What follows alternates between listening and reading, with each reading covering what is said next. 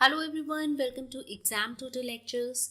This is part 24 of chapter 2 of class 11, Structure of Atom, and the topic we are going to cover in this video is Schrodinger Equation. So सबसे पहले तो ये जो topic है that is the Schrodinger Equation, ये equation क्या है और किसने दी थी? Let's see it. Irwin Schrödinger को ये क्रेडिट जाता है. He was Austrian physicist. Quantum mechanics जो कि बोहर मॉडल के आगे जो dual wave particle nature and Heisenberg uncertainty principle जो पिक्चर में आया उसको डेवलप करने का क्रेडिट जाता है श्रोडिंजर को, एरविन श्रोडिंजर इनको एंड हेजनबर्ग को. And it is very important independently. Heisenberg ने अपने मेथड से किया था एंड इन्होंने अपने मेथड से किया था. What he developed that was Schrodinger equation. Equation क्या होती है हम आगे देखते हैं. जैसे हम जितने भी अभी तक टॉपिक्स पढ़ते आए हैं तो उनके जो डेवलपर हैं उनको नोबेल प्राइज मिला because these are the big achievements in the field of mechanics. So he also got Nobel prize in physics in 1933 along with PAM Dirac. ये सारे नेम्स आप पूरे सिलेबस में आप देखेंगे. ये सारे नेम्स जो हैं they are very important, very famous in the field of mechanics. So आगे देखते हैं कि what was the need of this equation. Last video में हमने हेजनबर्ग अनसर्टेनिटी प्रिंसिपल के बारे में पढ़ा था एंड वो पिक्चर में आया था because of some of the inherent weaknesses of Bohr model, right. And दो चीज़ें जो कि सिग्निफिकेंट रही आफ्टर जब ड्रॉबैक्स आ गए बोहर मॉडल के सामने, जो सिग्निफिकेंट रही in the development towards the quantum mechanical model of atom, वो थी dual behavior of matter and Heisenberg uncertainty principle. So इसका मतलब है श्रोडिंजर इक्वेशन जो दी गई है उसमें इन दोनों को अकाउंट में लिया गया है, डुअल बिहेवियर को भी और हेजनबर्ग अनसर्टेनिटी प्रिंसिपल. पूरी फिजिक्स को अगर हम दो में डिवाइड करते हैं यानी कि classical mechanics and quantum mechanics.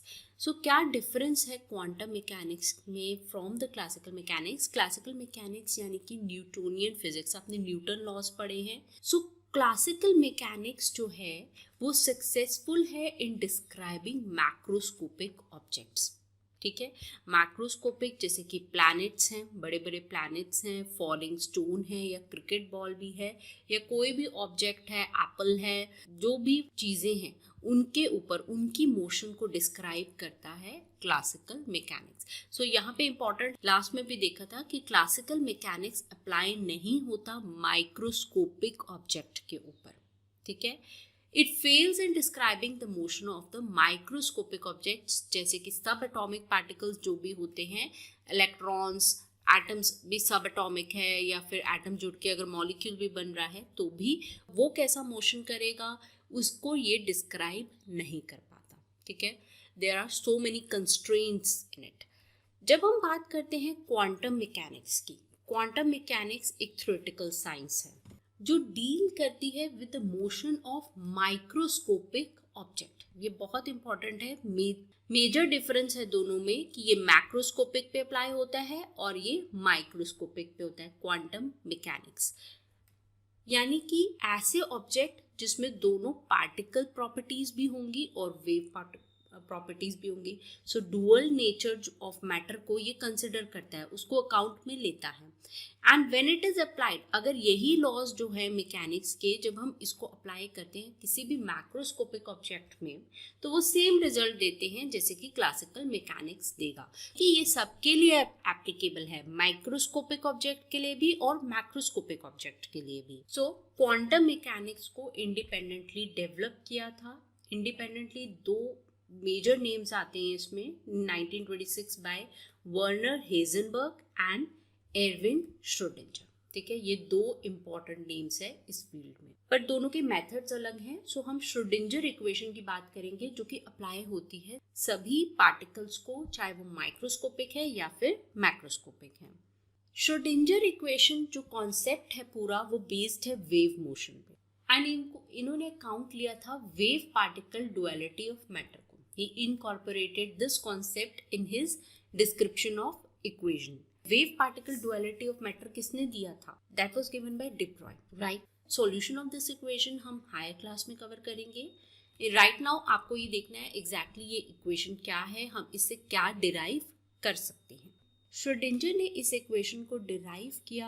He developed the fundamental equation of quantum mechanics by doing some modification, adding some concept into it from the earlier existing equation, and what he developed it's known as Schrodinger equation. So सबसे पहले हम देख लेते हैं equation क्या है. That is minus h bar square over 2m. ठीक है, h bar क्या होता है हमने देखा, that is h over 2m. And here it is the double derivative of wave function. ठीक है, with respect to position. X is the coordinate, Cartesian coordinate जो होता है x, y, z, आपने ये पढ़ा होगा. ठीक है, तो double derivative of wave function with respect to position, and here t यानी कि time is constant, m is the mass, plus v is the potential energy, and this is psi, that is psi इसे हम बोलते हैं, that is wave function is equal to iota h bar single derivative. जब यहाँ पे square होगा तो it is double derivative, here it is single derivative of psi xt. तो it is here it is with respect to time. ठीक है, तो x is constant, तो ये important है, यहाँ पे x है और यहाँ पे with respect to t यानी कि time है. So this is your equation. हम इसे देखते हैं इट क्या है ये exactly. अब इसमें दो फैक्टर्स आते हैं, अलग अलग करके देखें. ऐसे दिखने में बहुत बड़ी दिख रही होगी, वेरी सिंपल है. आप अगर इसे समझेंगे तो एक हम इसको लेंगे और दूसरा इसमें पार्ट है ये वाला. तो ये क्या क्या है, ये जो पार्ट फर्स्ट पार्ट है प्लस v तक, यानी कि दिस पार्ट. ठीक है, ये पूरा पार्ट को हम हैमिल्टोनियन ऑपरेटर की तरह लिख सकते हैं. ठीक है, दिस इज हैमिल्टोनियन ऑपरेटर जो कि क्लासिकल मैकेनिक्स का ही ये पार्ट है. ठीक है, this is Hamiltonian operator. This part, ठीक है, this is energy E I h bar, that is del over del T. अब ये इक्वेशन हमें क्या बताएगा, ये क्या सिग्निफाई कर रहा है. श्रोडिंगर इक्वेशन ऐसे सिस्टम के लिए जैसे कि एटम है या मॉलिक्यूल है जिसकी एनर्जी चेंज नहीं होती विद टाइम, उसमें हम श्रोडिंगर इक्वेशन को ऐसे लिख सकते हैं, that is h Hamiltonian psi is equal to E psi. ये मैथमेटिकल ऑपरेटर है जिसको हैमिल्टोनियन कहते हैं. सो हमें श्रोडिंगर क्या बताता है, टोटल एनर्जी बताता है. ठीक है, so what does Schrodinger tells, it gives you the total energy. सभी ऑपरेटर्स लगा के ये एक्सप्रेशन से हमें टोटल एनर्जी पता लगती है एक सिस्टम की. ठीक है, अब यही टाइम इंडिपेंडेंट श्रोडिंगर इक्वेशन कैसे लिखेंगे, दैट इज आप देख what is the difference. Time independent है तो टाइम नहीं है, टाइम पे डिपेंडेंसी नहीं है. So these are the equation of time independent. You can write it as minus h bar square over 2m double derivative of wave function plus potential energy wave function is equal to E psi. हम E psi को इस side ले जाएंगे तो you can minus it. So total जो है that is, so here it will be 0. So हमें Schrodinger equation से क्या पता लगता है, we get to know about the total energy.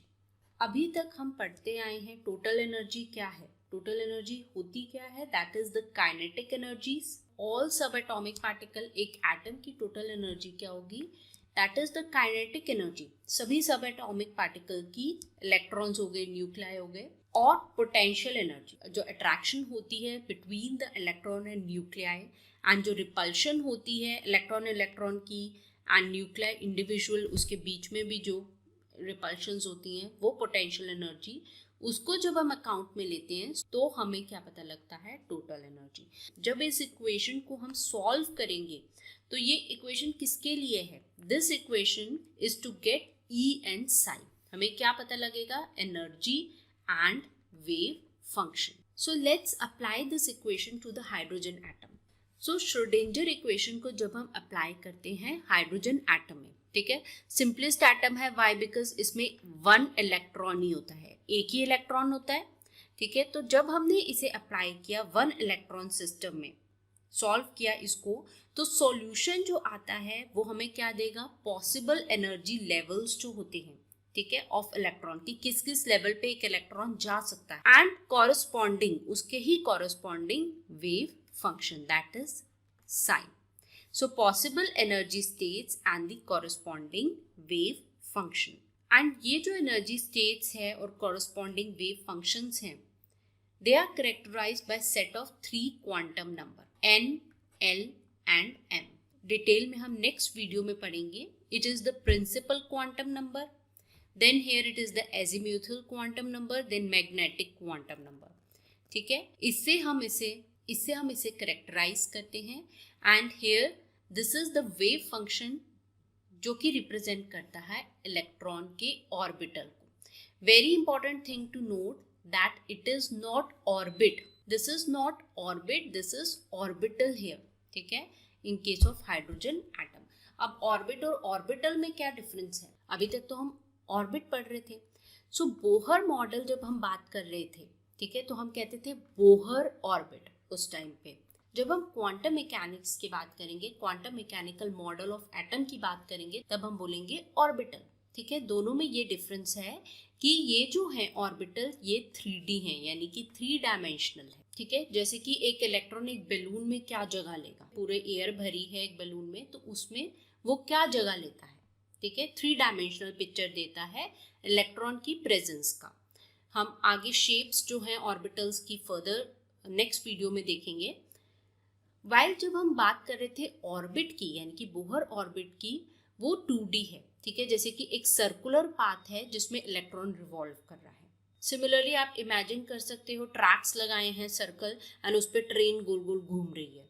So this is the major difference between the two. Orbital की shapes को हम इन डिटेल अपनी कमिंग वीडियोस में देखेंगे.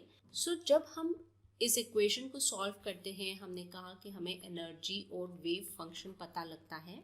Square of wave function at any point, it is proportional to the probability of finding an electron at a position. कि क्या probability होगी आपको इलेक्ट्रॉन उस पोजीशन पे मिलेगा. बेसिकली हमें एग्जैक्ट पोजीशन नहीं पता लगती सब एटॉमिक पार्टिकल की. ठीक है, किसी भी पार्टिकल की जिसकी भी हम बात कर रहे हैं, एग्जैक्ट नहीं, हम बात करते हैं प्रोबेबिलिटीज में कि यहाँ पे प्रोबेबिलिटी ज़्यादा है, जहाँ पे इलेक्ट्रॉन डेंसिटी ज़्यादा होगी वहाँ पे प्रोबेबिलिटी ज़्यादा है. डिटेल में हम फर्दर पढ़ेंगे.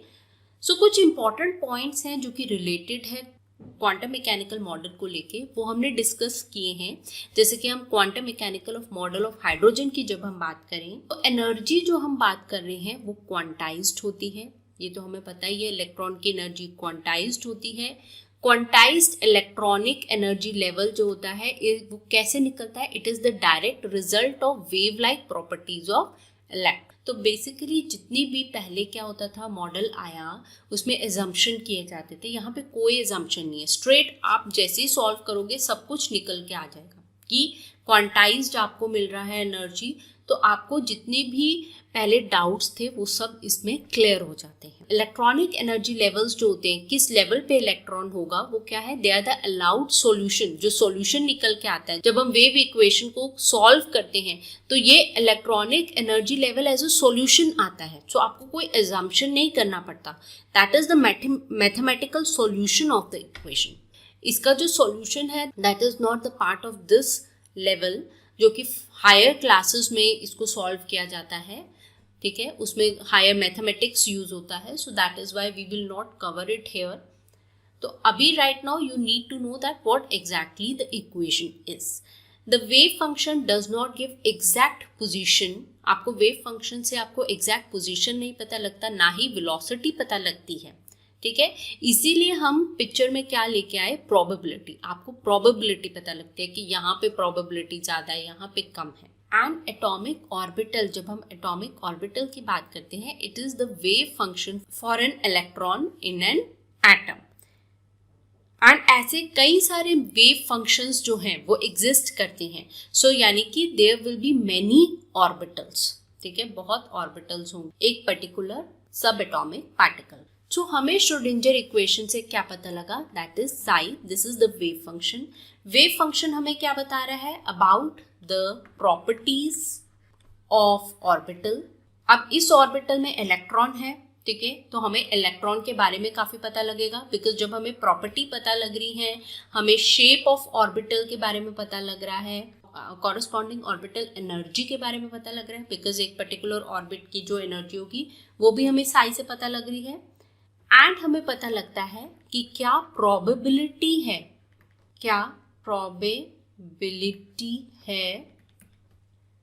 ऑफ फाइंडिंग इलेक्ट्रॉन एक पर्टिकुलर रीजन में। एंड ये जो प्रोबेबिलिटी होती है, यानी कि आपको वहाँ इलेक्ट्रॉन मिलेगा नहीं मिलेगा, वो हम इलेक्ट्रॉन डेंसिटी, उस रीजन की क्या इलेक्ट्रॉन डेंसिटी है वैसे डिस्क्राइब करते हैं।